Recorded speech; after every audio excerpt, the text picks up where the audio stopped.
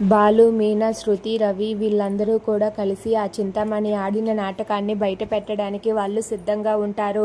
ఇక ఆ మేనేజర్ని అయితే గుడికి పిలిపించి చింతామణితో డబ్బులు ఇచ్చి మాట్లాడేలా చేస్తారు.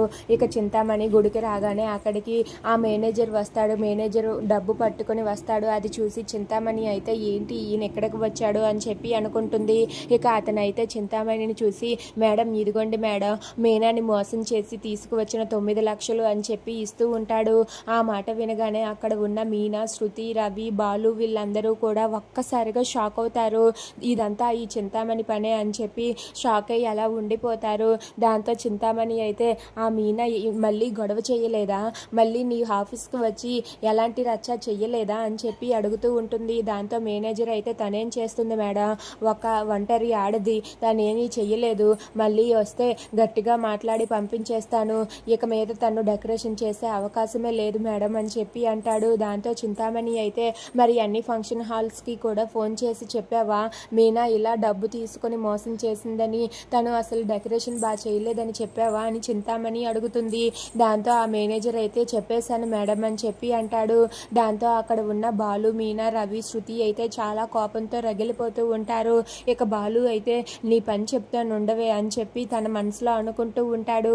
ఇక ఆ మేనేజర్ అయితే, ఇదిగోండి మేడం, మీనాకి 1 లక్ష ఇచ్చి 9 లక్షలు మనం సంపాదించాం మేడం, మీరు నేను ఇద్దరం షేర్ చేసుకుంటాం అన్నాం కదా, తీసుకోండి మేడం అని చెప్పి అంటాడు.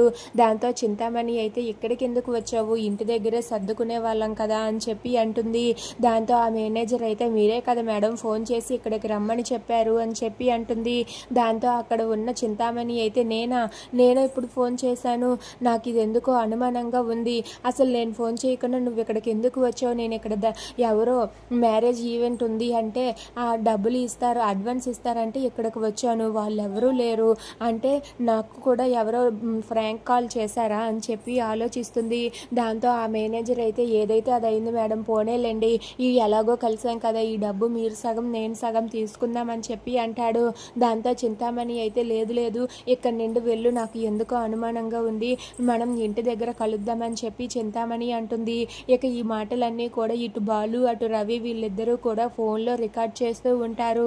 దాంతో ఆ మేనేజర్ అయితే ఇక వెళ్ళిపోతూ ఉంటే, ఇంతలో అక్కడికి ఆ ఆర్డర్ తీసుకున్న అతను వచ్చి ఒక్కసారిగా వాళ్ళ మాటలు విని షాక్ అవుతాడు.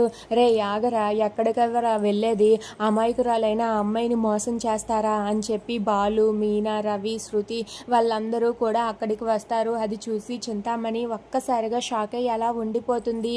ఇక బాలు అయితే, ఏదండి చింతామణి గారు, ఒకసారి ముఖం ఇటు తిప్పండి, ఇంతవరకు క్లారిటీగానే ఉండేది, ఇప్పుడు బ్యాక్ కాదు ఫ్రంట్ చూపించండి, ఆడియన్స్ అందరూ కూడా మీకు లైకులు చేయాలి కదా, కామెంట్స్ కోసం మేము ఎదురు చూస్తున్నామని చెప్పి అక్కడ ఉన్న బాలు అంటాడు.